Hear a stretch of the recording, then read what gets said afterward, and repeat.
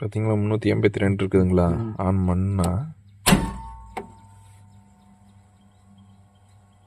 40 voltage அப்படியே drop ஆயிடுது.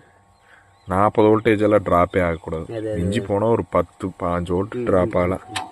அதுக்கு மேலே ட்ராப் ஆச்சுன்னா இப்படி தான் ஓடாது. ஏம்ஸ் கம்மியாக எடுத்து வோல்டேஜ் ரொம்ப கம்மியாகும் போது ஓடாது. 14.6 எடுக்குது. ஓ, அங்கே வந்துடுதுங்களா? ஆமாம், முதல்ல அது இங்கே இருக்கு. ஆமாம், குறைஞ்சிக்குங்க 12க்கு வந்துரு.